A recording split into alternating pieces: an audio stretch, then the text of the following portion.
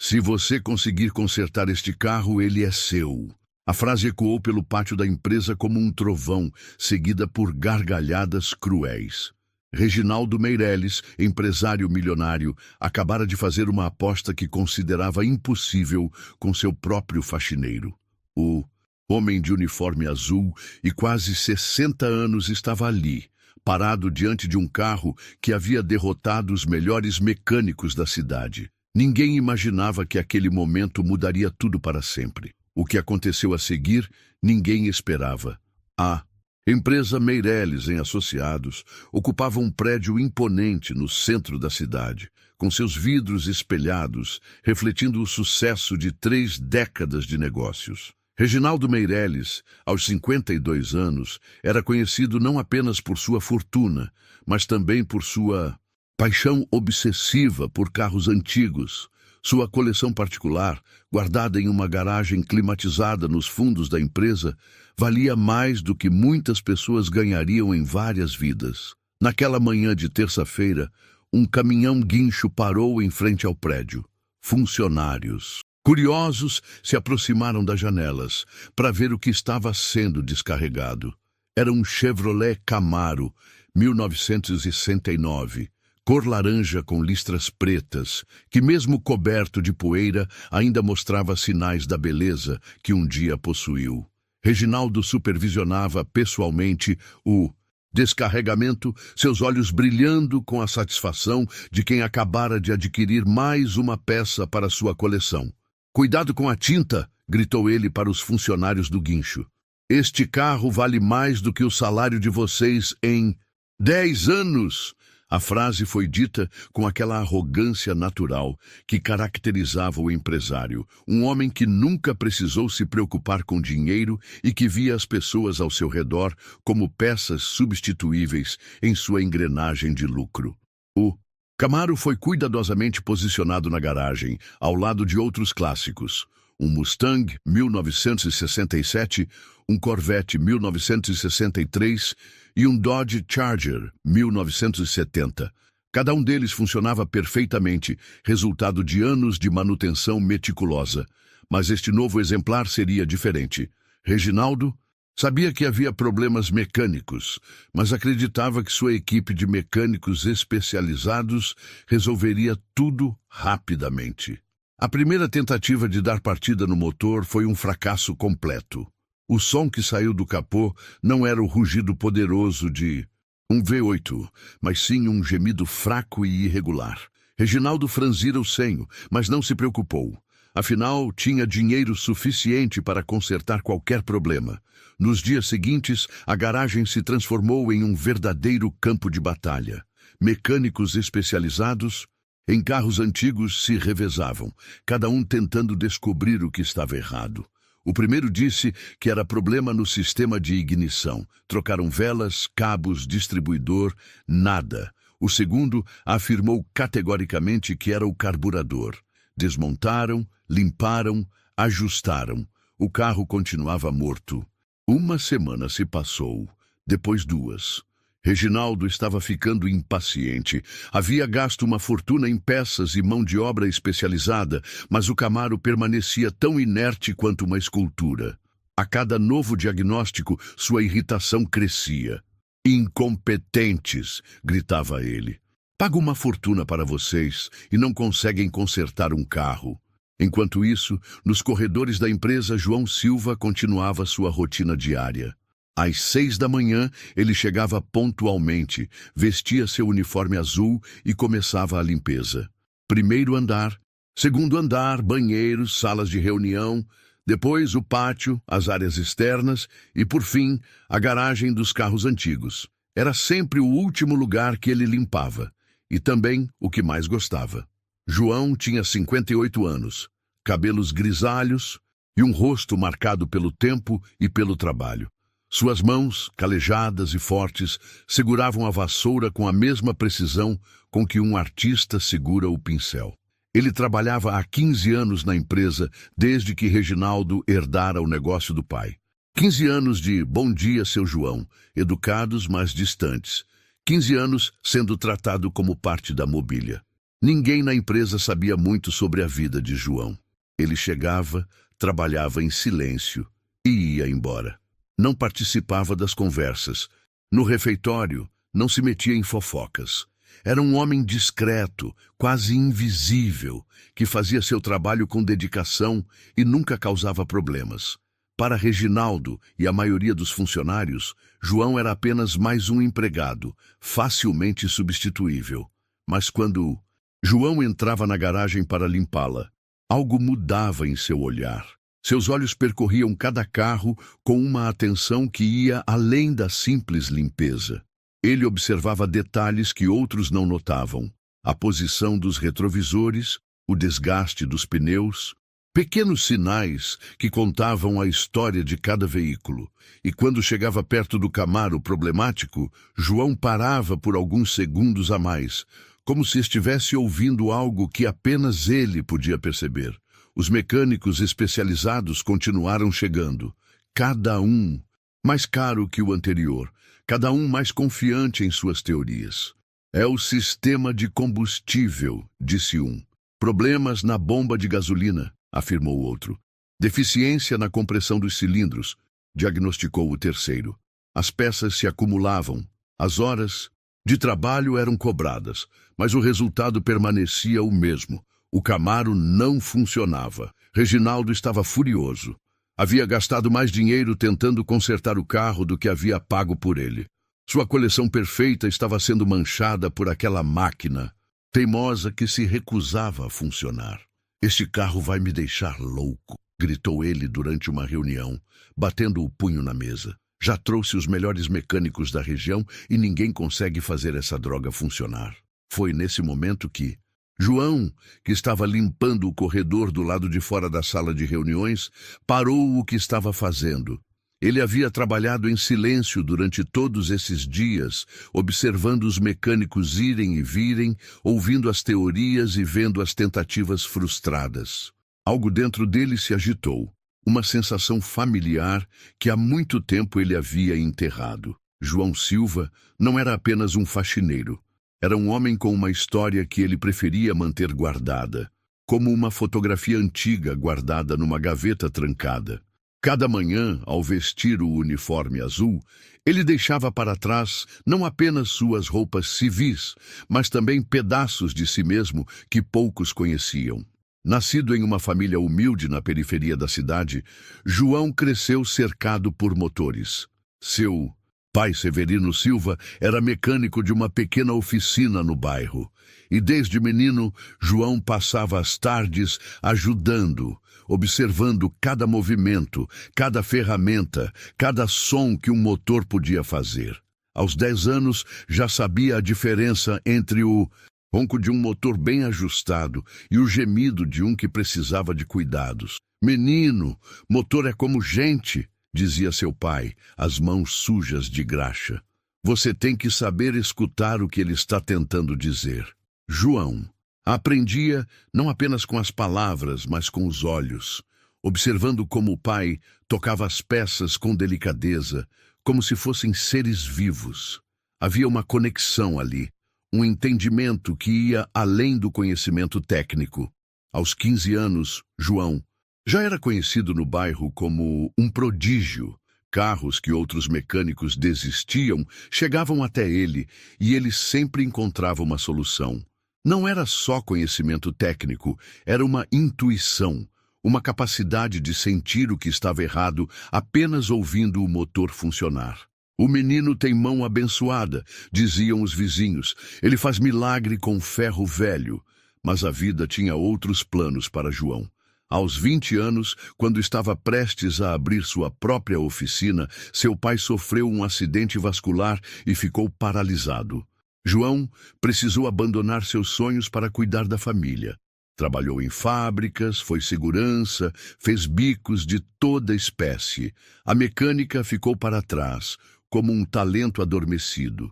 Aos 30 e poucos anos, João se casou com Maria, uma professora primária que enxergava além das mãos calejadas e via o homem gentil que existia por trás da timidez. Tiveram 2 filhos, Carlos e Ana. João trabalhava dobrado para dar educação aos filhos, sonhando que eles tivessem as oportunidades que ele não teve. Papai, por que você não volta a mexer com carros? Perguntava Carlos, ainda criança, ao ver o pai consertando a geladeira da cozinha com a mesma habilidade com que outros tocam piano. Porque às vezes a gente precisa escolher entre o que gosta e o que precisa, respondia João, sem amargura, apenas com a sabedoria de quem aprendeu a aceitar as circunstâncias da vida. Os anos passaram. Carlos se formou em engenharia. Ana se tornou enfermeira. Maria continuou ensinando até se aposentar. João continuou trabalhando, sempre trabalhando, em empregos que pagavam as contas, mas não alimentavam a alma. Quando chegou à empresa de Reginaldo Meireles, há 15 anos, ele já havia se acostumado com a invisibilidade. Na empresa, João se tornou uma figura familiar, mas despercebida. Chegava sempre 15 minutos antes do horário, deixava tudo impecável e ia embora sem fazer barulho. Era educado com todos, mas mantinha distância. Não por arrogância, mas por uma timidez natural de quem aprendeu que sua posição social não permitia familiaridades. Reginaldo Meireles mal notava sua existência. Para o empresário, João era apenas parte do cenário, como as plantas nos vasos ou os quadros nas paredes. Útil, mas invisível. Quando precisava se referir a ele, dizia, o faxineiro ou aquele ali. Nunca João ou seu João. Era uma desumanização sutil, mas constante.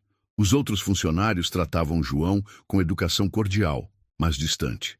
Ele não participava das conversas no refeitório. Não era convidado para os shops após o expediente. Havia uma barreira invisível, mas real, que separava o pessoal da limpeza dos outros funcionários. João entendia isso e não se ressentia. Era assim que o mundo funcionava. Mas quando João entrava na garagem dos carros antigos, algo mudava. Seus passos ficavam mais lentos, seus olhos mais atentos. Ele limpava cada carro com um cuidado especial, como se estivesse cuidando de velhos amigos. Passava a flanela pela carroceria do Mustang, como se fosse uma carícia. Ajeitava os retrovisores do Corvette com a precisão de um relojoeiro. E quando os mecânicos especializados chegavam para trabalhar no Camaro, João observava tudo. Aparentava estar concentrado na limpeza, mas, na verdade, estava analisando cada movimento, cada ferramenta utilizada, cada teoria testada. Ele ouvia as conversas, via as peças sendo trocadas, notava os erros que estavam sendo cometidos. Estão procurando no lugar errado, pensava ele, mas não dizia nada. Quem era ele para questionar especialistas? Quem era ele para dar palpites? Era apenas o faxineiro, o homem invisível que limpava o chão onde outros trabalhavam. Mas a cada dia que passava, a cada novo fracasso dos mecânicos, João sentia uma agitação crescente. Era como se uma parte adormecida de si mesmo estivesse despertando. Suas mãos coçavam para tocar o motor. Seus ouvidos ansiavam para ouvir o som do problema. Era uma sensação física, quase dolorosa, como um músico que há muito tempo não toca seu instrumento. Em casa, Maria notou a mudança. Você está diferente, disse ela uma noite enquanto jantavam. Mais inquieto. Está acontecendo alguma coisa no trabalho? João hesitou. Como explicar que depois de décadas enterrando uma parte de si mesmo, ela estava tentando ressuscitar? Como dizer que cada dia na garagem era uma tortura silenciosa? Tem um carro lá que ninguém consegue consertar, disse ele finalmente. Os melhores mecânicos da cidade já tentaram. Mas eu sei, parou, como se as palavras fossem perigosas. Você sabe o quê? Perguntou Maria. Eu sei o que está errado. Com ele, sussurrou João. Depois de tanto tempo ainda sei. Maria segurou a mão do marido. Ela se lembrava do jovem que havia conhecido, aquele que fazia motores cantarem como pássaros. Então por que você não fala isso para o seu patrão? João sorriu tristemente. Porque ele não vai me ouvir. Para ele, eu sou apenas o faxineiro, e talvez seja melhor assim. Mas o destino tinha outros planos para João Silva.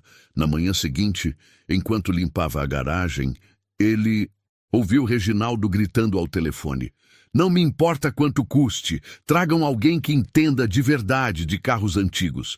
Este Camaro vai funcionar nem que seja a última coisa que eu faça." João parou de varrer. Suas mãos tremiam ligeiramente, enquanto segurava a vassoura. Algo estava mudando dentro dele, uma coragem que há muito tempo estava adormecida. Era como se todos esses anos de invisibilidade tivessem sido uma preparação para este momento. A manhã de quinta-feira começou como qualquer outra, na empresa Meirelles, em Associados, mas havia uma tensão no ar que todos podiam sentir. Reginaldo chegara mais cedo que o usual, e os funcionários do escritório sussurravam entre si nos corredores. O patrão estava visivelmente irritado, e quando Reginaldo ficava nervoso, toda a empresa sentia. João, como sempre, começou sua rotina de limpeza pelo primeiro andar. Mas hoje havia algo diferente em seus movimentos. Suas mãos pareciam tremer ligeiramente enquanto segurava a vassoura, e seus olhos estavam mais alertas, como se estivesse esperando alguma coisa. A conversa com Maria, na noite anterior, havia plantado uma semente de coragem que estava começando a germinar. Por volta das 10 horas, um novo mecânico chegou. Era um senhor de barba grisalha, com uma fama que se espalhava por 3 estados. Ricardo Montenegro, especialista em carros americanos antigos, era conhecido como o ressuscitador de clássicos. Seus serviços custavam uma fortuna, mas ele garantia resultados que outros não conseguiam. Reginaldo o recebeu pessoalmente, sua expectativa claramente visível. "Senhor Montenegro, o senhor é minha última esperança. Já gastei mais dinheiro neste maldito carro do que em qualquer outro da minha coleção. Se o senhor não conseguir, ninguém consegue." Ricardo Montenegro era um homem de poucas palavras, mas muita confiança. Ele examinou o Camaro com a solenidade de um médico analisando um paciente terminal. Tocou algumas peças, ouviu o motor por alguns minutos e balançou a cabeça gravemente. "Vou precisar de 3 dias", disse ele, "e não quero ninguém me atrapalhando. Trabalho melhor sozinho." Durante os 3 dias seguintes, Ricardo trabalhou em silêncio absoluto. Reginaldo passava pela garagem várias vezes ao dia, tentando decifrar o que estava acontecendo. Peças eram desmontadas, analisadas, remontadas. O som de ferramentas ecoava pela garagem como uma sinfonia mecânica. Todos na empresa estavam curiosos sobre o resultado. João continuava sua rotina, mas agora limpava a garagem com ainda mais cuidado. Ele observava cada movimento de Ricardo, cada ferramenta utilizada, cada expressão de frustração que ocasionalmente passava pelo rosto do especialista. E o que João via o preocupava. Ricardo estava cometendo os mesmos erros dos outros mecânicos. No final do 3º dia, Ricardo Montenegro reuniu coragem para dar seu veredito. Reginaldo estava presente, acompanhado de alguns funcionários curiosos. O especialista limpou as mãos com um pano e balançou a cabeça negativamente. "Senhor Meirelles, lamento dizer, mas este carro tem problemas estruturais no motor que tornam o conserto inviável. Seria necessário trocar o motor inteiro, o que custaria mais do que o carro vale." O silêncio que se seguiu foi ensurdecedor. Reginaldo ficou vermelho de raiva. "Como assim inviável? É apenas um carro. Tem que ter solução." Ricardo Montenegro manteve a calma profissional. "Às vezes, senhor, nem todo problema tem solução economicamente viável. Este é um desses casos." Foi nesse momento que João, que estava varrendo discretamente perto da entrada da garagem, parou o que estava fazendo. Ele havia ouvido o diagnóstico e sabia que estava errado, completamente errado. O problema não era estrutural, não era no motor. Era algo muito mais simples, mas que todos os especialistas haviam ignorado. João sentiu seu coração acelerar. Suas mãos suaram enquanto segurava a vassoura. Era agora ou nunca. depois de 15 anos de invisibilidade, depois de décadas enterrando seu talento, ele precisava falar. Mas como? Como um simples faxineiro iria contradizer o melhor especialista em carros antigos da região? Com licença, disse João, sua voz saindo mais baixa do que pretendia. Ninguém ouviu. Ele pigarreou e tentou novamente um pouco mais alto. Com licença, senhor Reginaldo. Desta vez, todos olharam para ele com surpresa. O faxineiro raramente falava e nunca interrompia conversas importantes.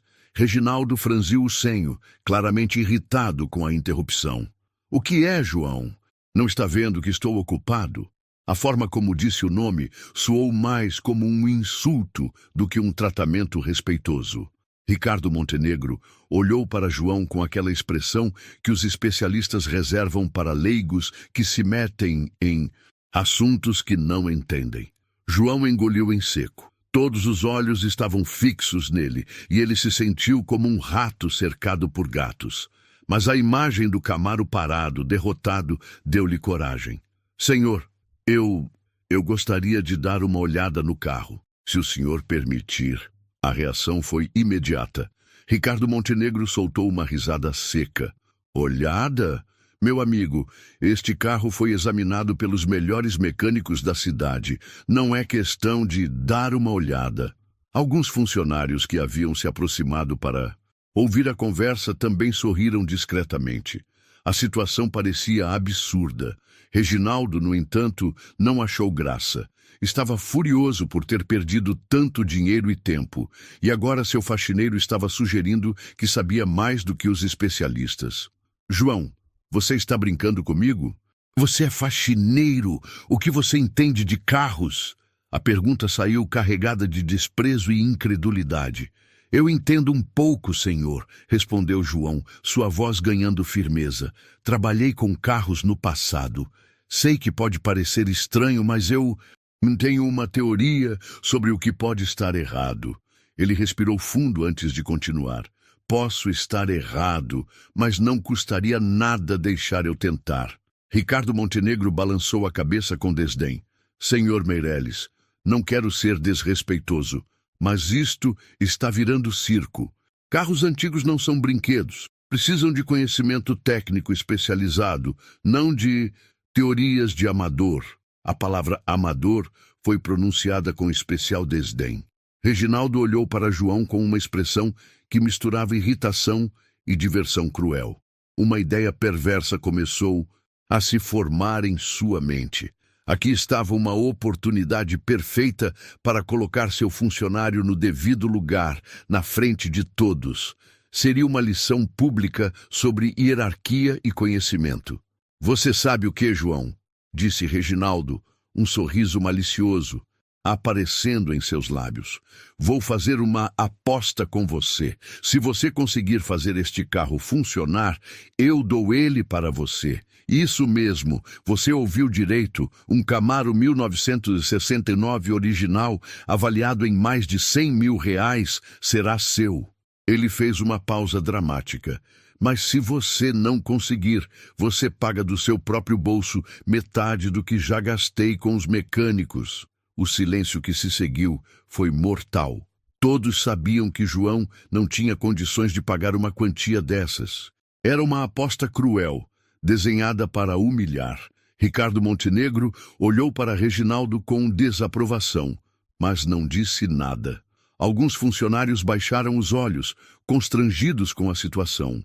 João sentiu suas pernas bambearem.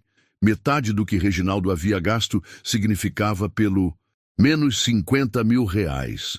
Era mais do que ele ganhava em 5 anos. Se errasse, perderia tudo. Casa, dignidade, futuro. Mas se não tentasse, perderia algo ainda mais importante. A chance de provar a si mesmo que ainda era o homem que um dia havia sido. E tem mais, continuou Reginaldo, saboreando o momento. Você tem apenas uma semana, 7 dias para fazer o que os melhores especialistas não conseguiram. E vai trabalhar sozinho, sem ajuda de ninguém. Aceita a aposta? Sua voz estava carregada de ironia, como se estivesse oferecendo doces a uma criança. João olhou para o Camaro. O carro parecia olhar de volta para ele, como se fosse um animal ferido implorando por ajuda. Ele pensou em Maria, nos filhos, na vida simples, mas digna que haviam construído. Pensou também no menino que havia sido, nas mãos do pai, o ensinando que motores eram como pessoas, precisavam apenas de quem soubesse escutá-los. Eu aceito, disse João, sua voz firme pela primeira vez desde o início da conversa. Aceito a aposta. Um murmúrio de surpresa percorreu os presentes. Ninguém esperava que o faxineiro tivesse coragem de aceitar uma aposta tão arriscada. Reginaldo não conseguiu esconder sua satisfação. Punk. Uma semana, ele teria não apenas se livrado do carro problemático, mas também dado uma lição memorável sobre a importância de cada um conhecer seu lugar. Perfeito, disse ele, estendendo a mão. Aperto de mão de cavalheiros. Uma semana, João. Uma semana para fazer história, ou para aprender uma lição que nunca vai esquecer. João apertou a mão do patrão. A pele macia de Reginaldo contrastava com suas mãos calejadas, um símbolo físico do abismo social que os separava. Mas, naquele momento, João não se sentia intimidado. Pela primeira vez em 15 anos, ele se sentia vivo. Enquanto os funcionários se dispersavam, comentando em sussurros sobre a aposta impossível, João se aproximou do Camaro. Ele colocou a mão no capô e fechou os olhos. Vamos descobrir o que está acontecendo com você, murmurou, como se estivesse falando com um velho amigo. Você e eu temos uma semana para mudar nossas vidas. O desafio estava lançado. Em 7 dias, João Silva provaria se ainda era o homem que sabia fazer motores cantarem, ou perderia tudo tentando. A notícia da aposta se espalhou pela empresa como fogo em palha seca. No refeitório, nos corredores, no estacionamento, só se falava de uma coisa: o faxineiro que havia aceito um desafio impossível. As opiniões se dividiam entre quem achava João corajoso e quem o considerava completamente louco. O homem perdeu o juízo, comentava Sandra, da contabilidade, enquanto tomava café. Apostar tudo contra o patrão? Isso não vai dar certo. Outros funcionários balançavam a cabeça em concordância, mas alguns, especialmente os mais humildes, sentiam uma ponta de esperança. Era como se João estivesse representando todos que já se sentiram invisíveis. João chegou em casa naquela noite com o peso do mundo nos ombros. Maria o esperava na cozinha, como sempre fazia há mais de 20 anos. Ela percebeu imediatamente que algo estava diferente. O que aconteceu? Perguntou, servindo o jantar. João contou tudo. A aposta, o prazo, as consequências de uma possível derrota. Maria ficou em silêncio por um longo momento. Depois, segurou as mãos do marido. Você tem certeza de que consegue? Perguntou ela, sem julgamento na voz. João hesitou. Tenho a sensação de que sei qual é o problema. Mas são muitos anos parado, Maria. E se eu estiver enganado? E se perdermos tudo? João Silva, disse Maria, olhando direto nos olhos dele. Eu me casei com um homem que fazia milagres com motores. Esse homem não morreu, apenas estava dormindo. Talvez seja a hora de ele acordar. As palavras dela foram como um bálsamo para a alma atormentada de João.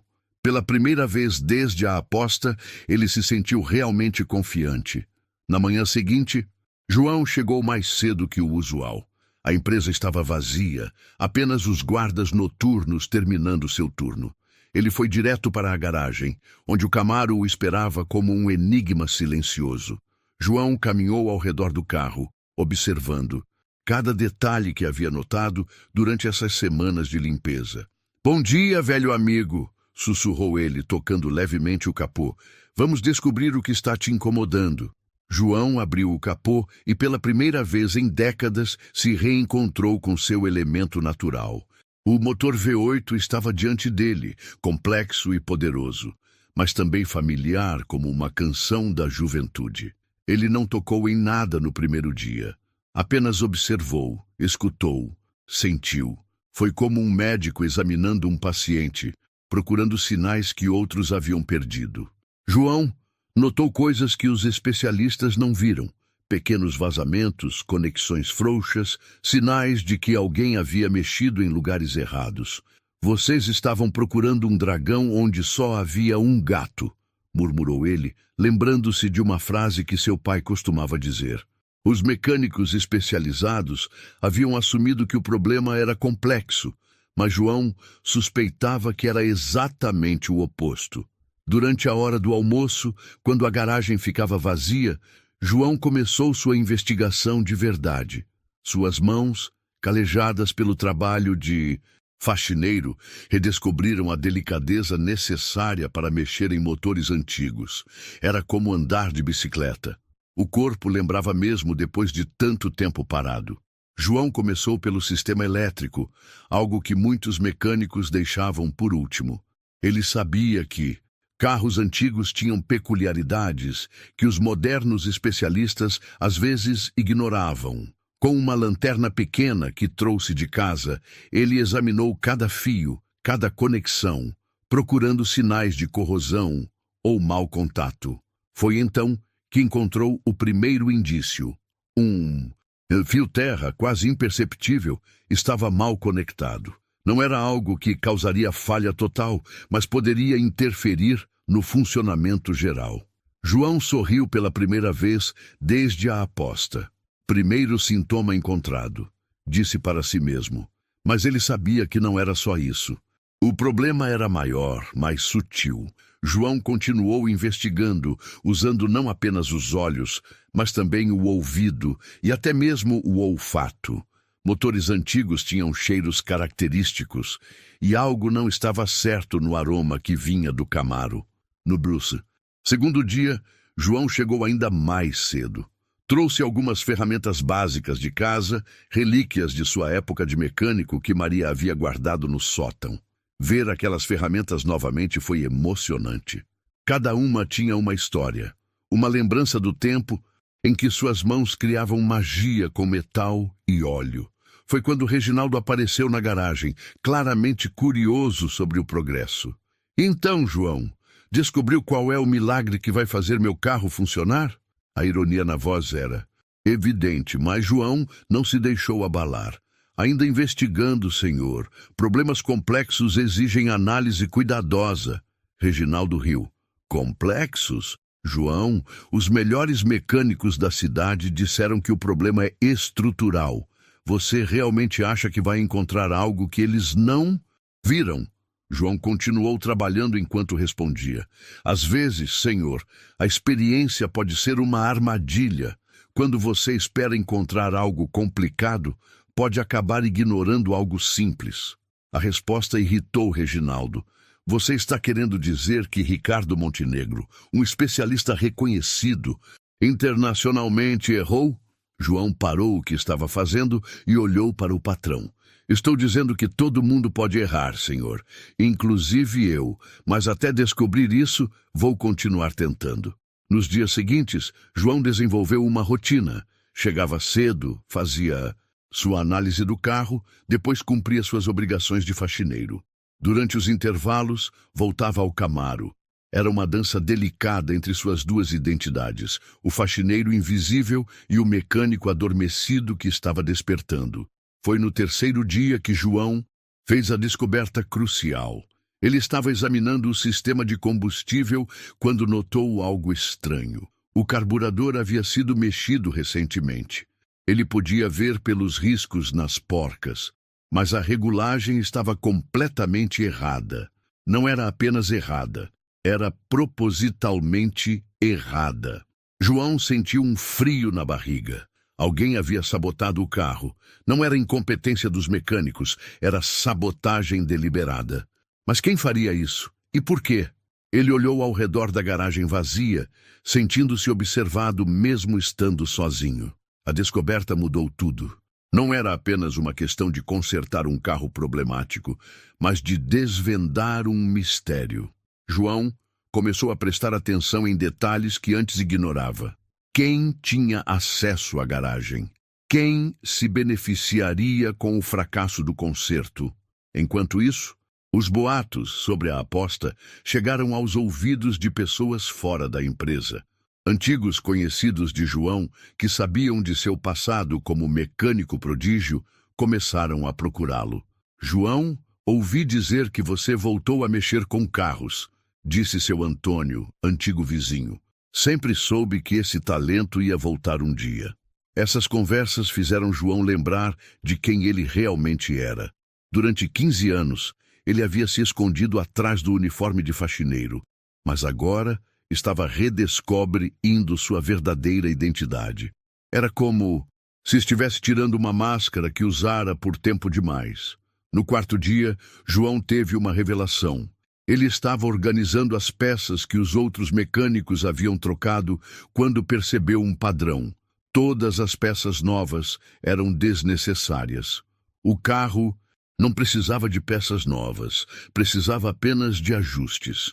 Alguém havia criado problemas falsos para justificar trocas caras. A realização foi como um soco no estômago. João entendeu que havia sido manipulado desde o início. A aposta não era apenas sobre consertar um carro, era sobre algo muito maior. Alguém queria que ele falhasse, que fosse humilhado publicamente. Mas quem? E qual era o objetivo real?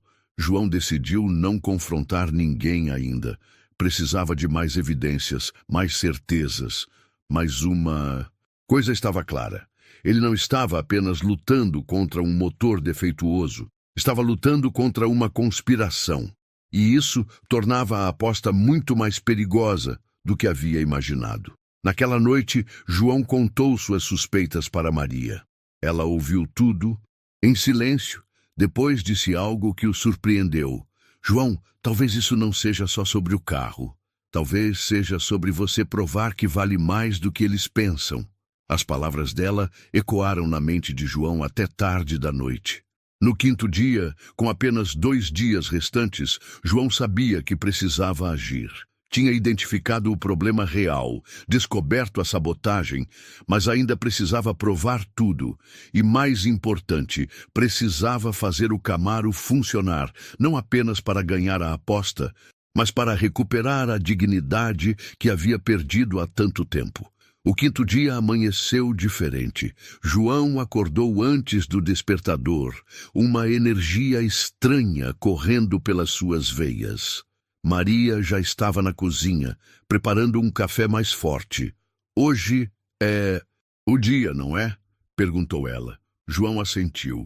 Hoje vou começar a montagem. Se minhas suspeitas estiverem certas, amanhã o carro vai funcionar. Na empresa, o clima estava tenso. Todos sabiam que restavam apenas 2 dias.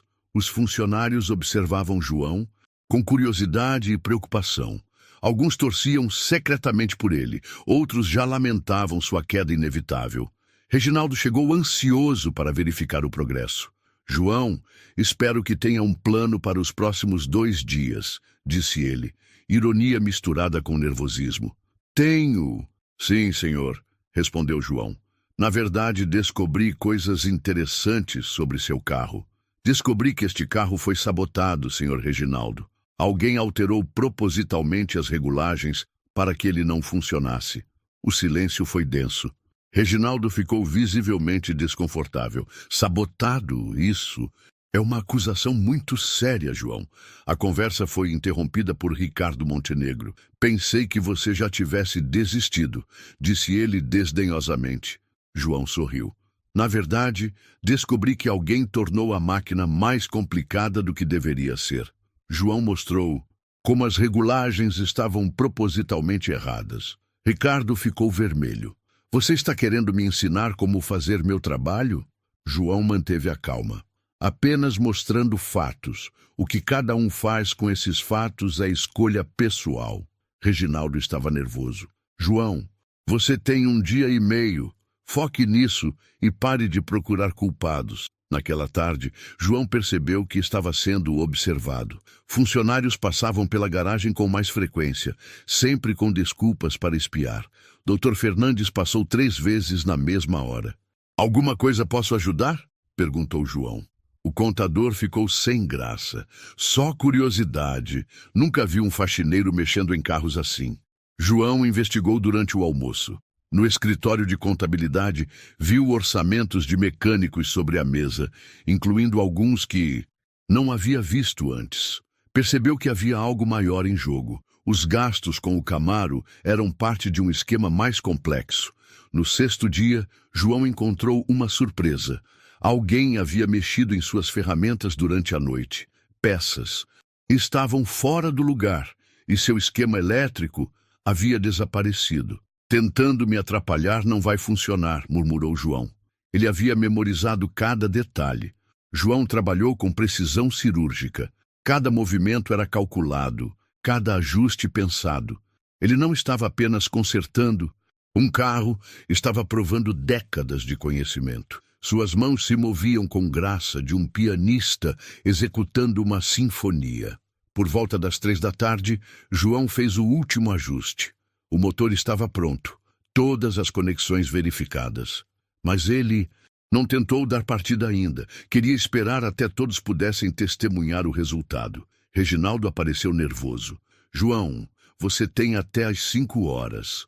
João assentiu calmamente. Não vou precisar de 2 horas, senhor, mas gostaria que chamasse todos para testemunhar, incluindo o senhor Montenegro. A notícia se espalhou rapidamente.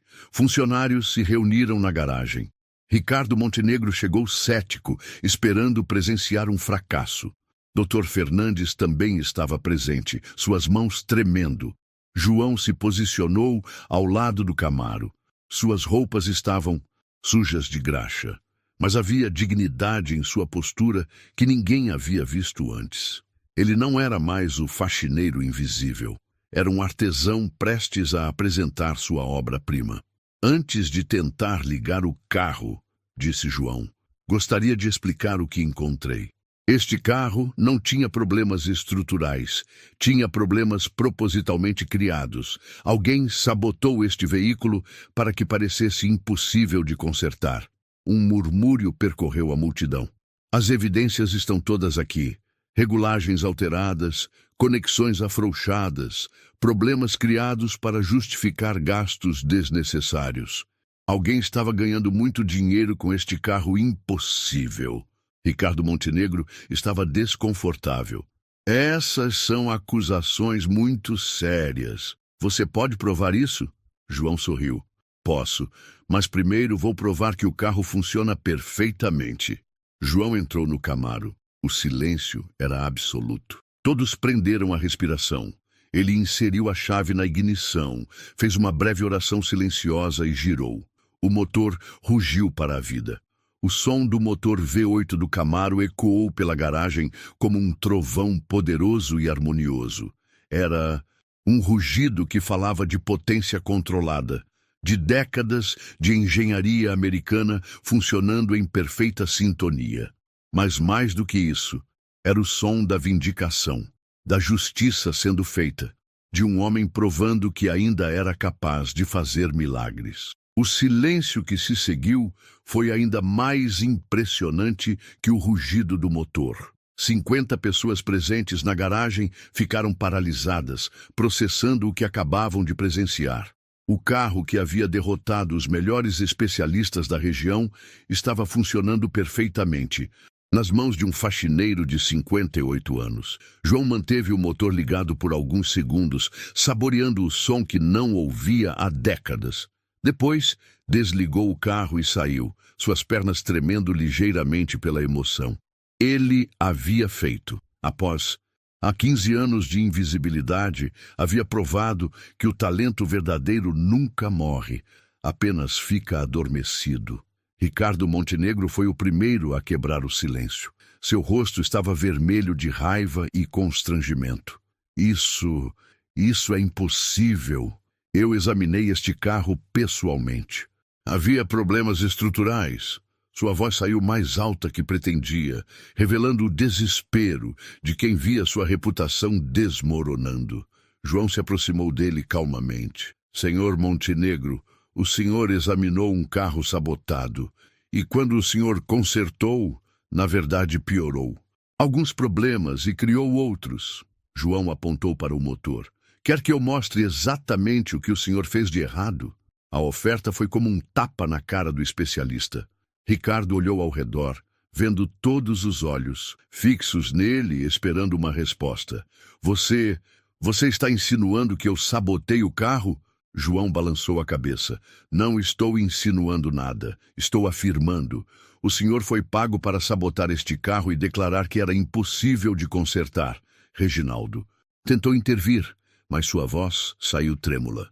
João, cuidado com o que você está dizendo. Pode estar cometendo difamação. Mas todos perceberam que havia algo errado no tom do patrão. Ele não estava defendendo seu especialista de confiança. Estava tentando encerrar a conversa. João se virou para Reginaldo. Senhor, posso mostrar as evidências para todo mundo ou prefere conversar sobre isso em particular? A pergunta continha uma ameaça velada. João sabia mais do que estava revelando, e Reginaldo percebeu isso. Foi então que Dr. Fernandes, o contador, tentou sair discretamente, mas João o havia notado. Dr. Fernandes, o senhor não quer ficar para ver as evidências? Afinal, foi o senhor quem autorizou todos os pagamentos para os mecânicos, não foi? O contador parou como se tivesse levado um choque. A tensão na garagem era palpável. Os funcionários começaram a entender que estavam presenciando algo muito maior que o conserto de um carro. Estavam vendo a exposição de um esquema de corrupção que envolvia pessoas importantes da empresa. João pegou uma pasta que havia preparado durante a semana. Aqui estão todas as evidências, disse ele, mostrando fotos que havia tirado com seu celular antigo. Parafusos propositalmente afrouxados, cabos desconectados, regulagens alteradas. E aqui, ele mostrou um papel. Está a lista de todas as peças trocadas, que na verdade não precisavam ser trocadas. Ricardo Montenegro tentou uma última cartada. Isso não prova nada. Qualquer um pode tirar fotos e inventar teorias. Mas sua voz estava quebrando. João sorriu tristemente. Tem razão. Por isso trouxe isso aqui. Ele mostrou um pequeno gravador. Gravei nossa conversa de ontem quando o senhor me ofereceu dinheiro para eu desistir da aposta. O silêncio foi absoluto. Todos olharam para Ricardo, que ficou branco como papel. A gravação existia de verdade, ou João estava blefando. Ninguém sabia, mas a reação de Ricardo foi resposta suficiente. Ele saiu da garagem quase correndo, sem olhar para trás. Reginaldo estava encurralado. Seus próprios funcionários o olhavam com uma mistura de decepção e raiva. Ele havia humilhado João publicamente, havia criado uma aposta cruel, e agora descobriam que havia um esquema de corrupção por trás de tudo. João, disse Reginaldo, sua voz agora suplicante, podemos conversar sobre isso com calma. Tenho certeza de que há um mal-entendido. Mas João balançou a cabeça. Não há mal-entendido, senhor. O senhor criou um esquema para superfaturar consertos de carros da sua coleção. Pagava mecânicos para criarem problemas falsos, justificando gastos exorbitantes. João continuou, sua voz ganhando força. E quando eu me ofereci para ajudar, o senhor viu uma oportunidade perfeita.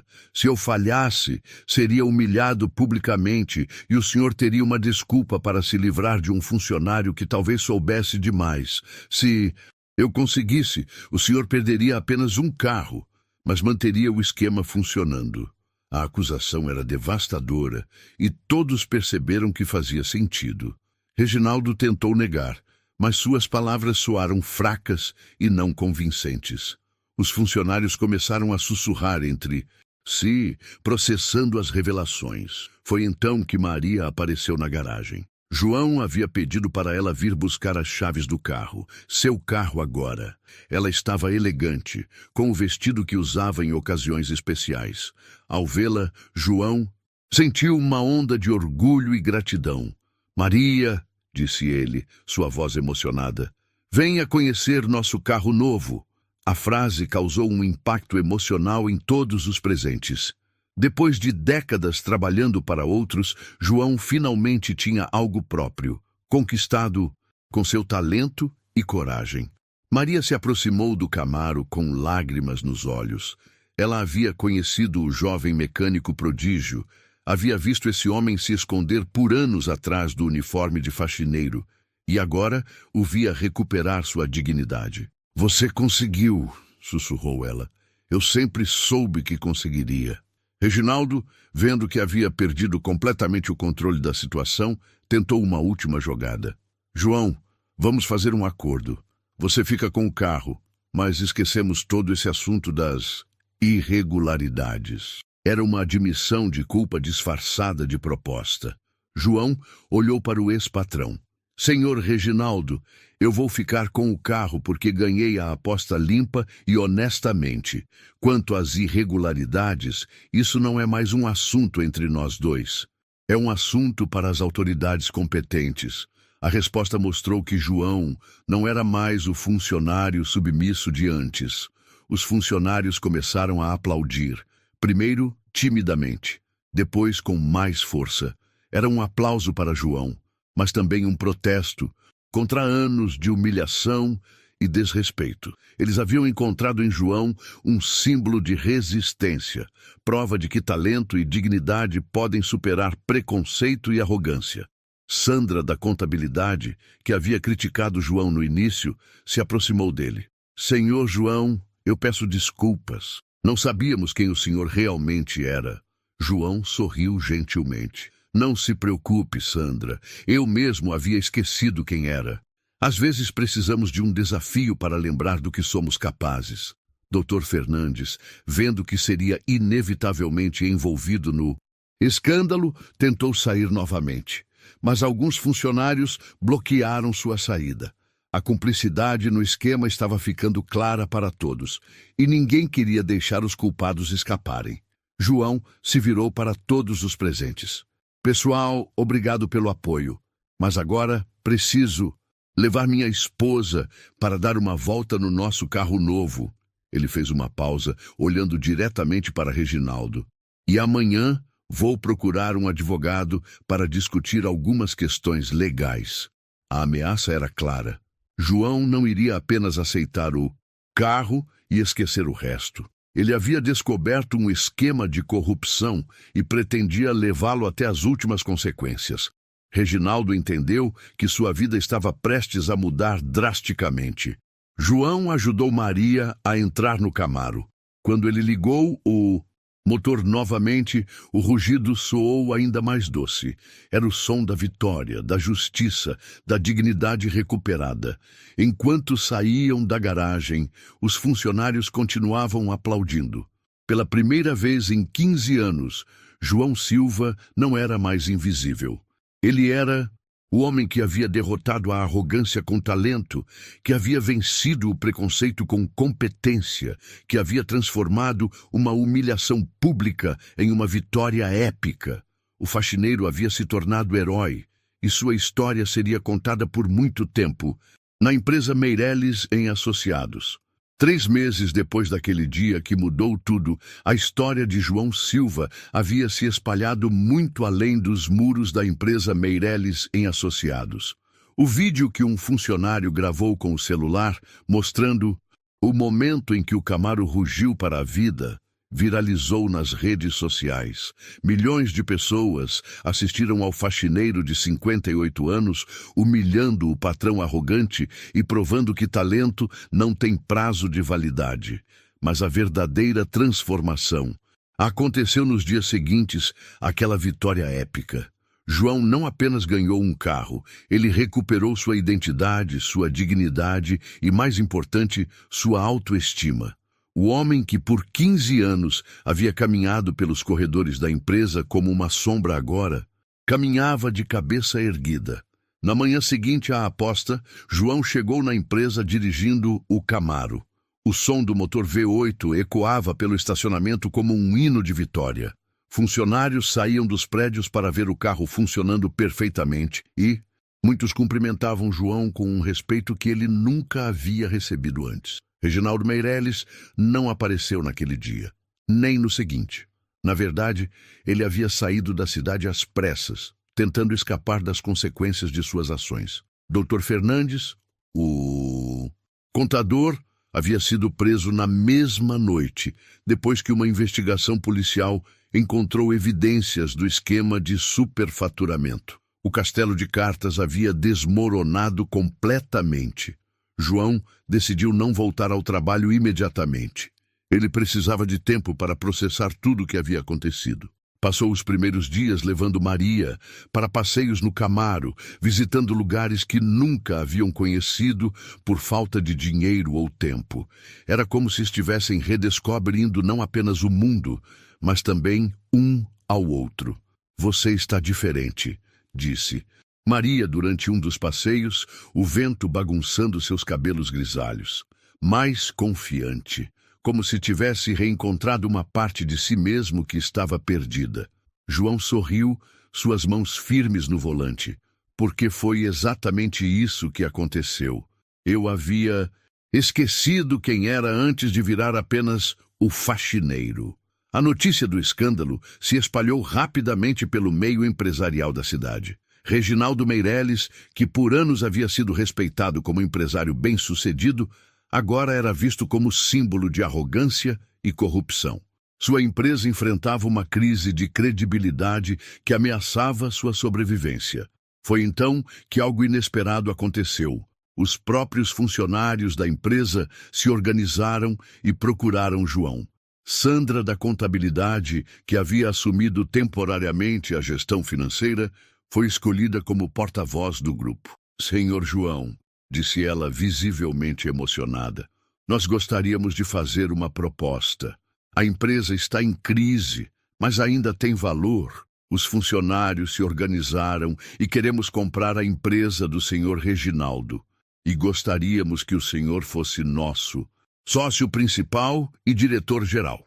A proposta deixou João sem palavras. Ele, que por 15 anos havia sido tratado como invisível, agora estava sendo convidado para liderar a mesma empresa onde havia sido humilhado. "Mas eu não entendo de administração", protestou ele. Sandra sorriu. "O senhor entende de pessoas, e isso é mais importante que qualquer MBA." João conversou com Maria sobre a proposta. Ela o encorajou a aceitar. "João, você passou a vida inteira trabalhando para outros.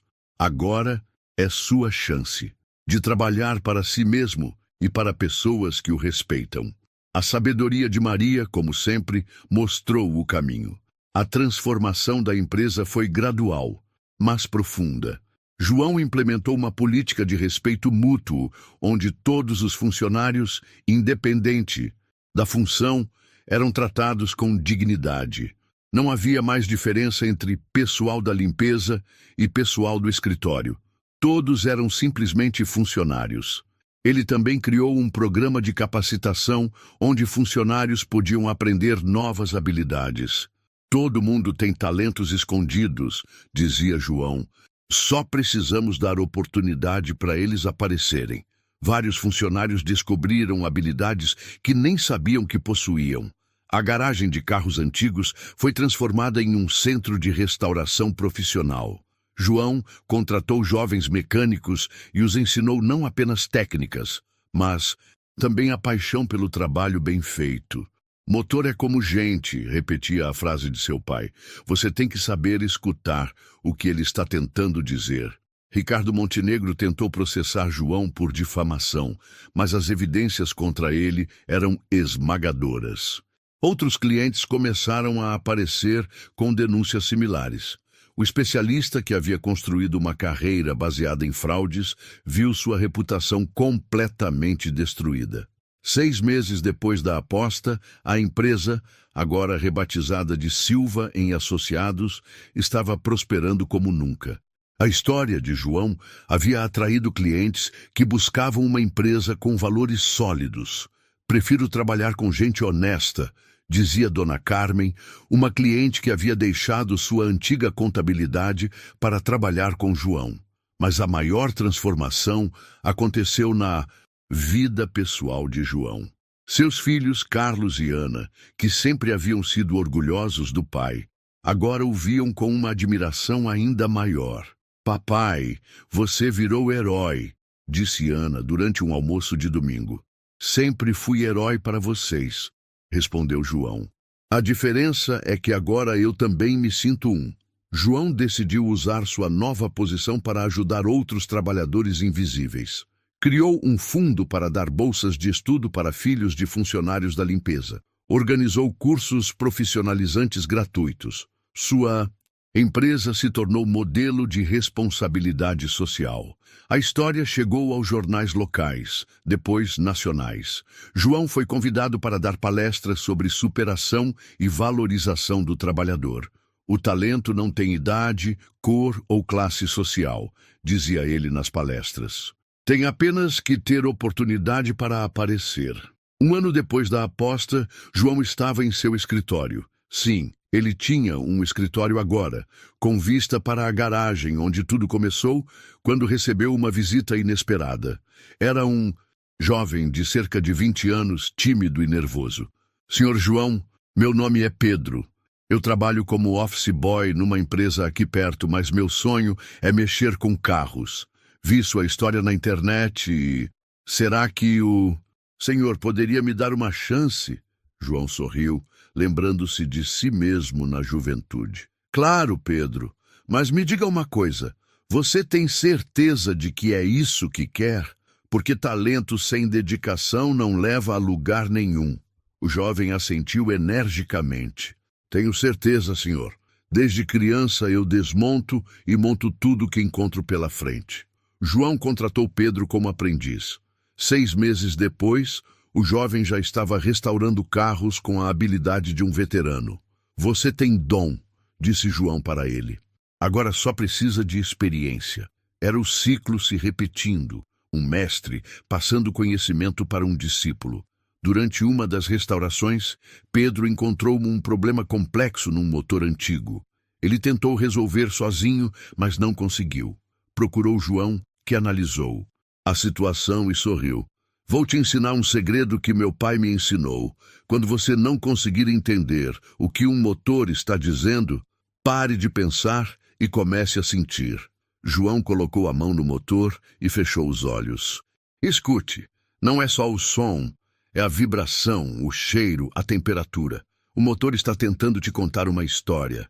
Pedro observou fascinado enquanto João, com poucos ajustes simples, fez o motor funcionar perfeitamente. A empresa cresceu tanto que João teve que mudar para um prédio maior. Ele fez questão de manter um espaço especial, uma sala com fotos de todos os funcionários, desde a época de faxineiro até o presente, para nunca esquecermos de onde viemos, explicava ele para os visitantes. Maria, que sempre havia sido professora, agora ajudava João com os cursos profissionalizantes. Você está ensinando mais do que mecânica, disse ela durante uma aula. Está ensinando dignidade. João a beijou suavemente. Aprendi com a melhor professora. 2 anos depois da aposta, João recebeu um prêmio de empresário do ano. Durante o discurso de agradecimento, ele falou sobre invisibilidade social. Eu fui invisível por 15 anos, mas invisibilidade não significa inexistência. Significa apenas que alguém escolheu não enxergar. Hoje, eu escolho enxergar todos. O Camaro, que havia sido o catalisador de toda essa transformação, continuava funcionando perfeitamente. João o mantinha em condições impecáveis, não apenas como meio de transporte, mas como símbolo de que o impossível é apenas uma questão de perspectiva. Em uma noite especial, João levou Maria para jantar no restaurante mais elegante da cidade. Era o mesmo restaurante onde Reginaldo costumava levar clientes importantes. Lembra quando você disse que eu tinha que aceitar meu lugar? Perguntou João. Maria sorriu. Eu disse que você tinha que aceitar seu lugar. Não disse qual era esse lugar. Eles brindaram com champanhe, enquanto o Camaro brilhava no estacionamento, reflexo das luzes da cidade. João olhou para o carro e sussurrou. Obrigado, velho amigo. Você não apenas funcionou, você me devolveu a vida. A história de João Silva se tornou lenda na cidade. Pais contavam para filhos sobre o faxineiro que virou empresário. Professores usavam sua história como exemplo de que educação e oportunidade podem transformar vidas. Trabalhadores humildes olhavam para João e viam prova de que dignidade não é privilégio de classe social. Reginaldo Meireles nunca mais foi visto na cidade. Dizem que se mudou para outro estado, onde ninguém conhecia sua história. Ricardo Montenegro teve que fechar sua oficina e trabalhar como mecânico empregado, experimentando na pele a humildade que sempre desprezou nos outros. Mas a verdadeira vitória de João não estava nos bens materiais ou no reconhecimento público. Estava no olhar de respeito que via nos olhos das pessoas, na dignidade recuperada, na certeza de que havia encontrado seu verdadeiro lugar no mundo. Na parede de seu escritório, João mantinha uma foto da aposta, tirada no momento exato em que o Camaro rugiu para a vida. Embaixo da foto, uma frase simples: o talento não envelhece, apenas espera a oportunidade certa para brilhar. E assim, a história do faxineiro que se tornou empresário, do homem invisível que se tornou inspiração, do motor silencioso que voltou a cantar, provou que às vezes uma única aposta pode mudar não apenas uma vida, mas tocar o coração de milhares de pessoas que acreditam que todo mundo merece uma segunda chance de mostrar do que é capaz. João Silva havia provado que não importa quantos anos você tenha, qual seja sua profissão atual ou como outros te enxergam. O que importa é nunca desistir de quem você realmente é por dentro, porque talento verdadeiro, como amor verdadeiro, nunca morre. Apenas fica esperando o momento certo para despertar e mostrar ao mundo que milagres ainda acontecem quando coragem encontra oportunidade. Quantas pessoas incríveis você conhece que só precisam de uma chance para brilhar? Talvez você mesmo esteja esperando por essa oportunidade. Se essa história te emocionou, se te lembrou que o talento não morre, apenas espera o momento certo para despertar. Então deixe seu like, se inscreva no canal e compartilhe com alguém que também merece ser visto. E escreve aqui nos comentários: eu acredito em segundas chances. Isso ajuda o YouTube a levar essa mensagem para mais gente invisível por aí.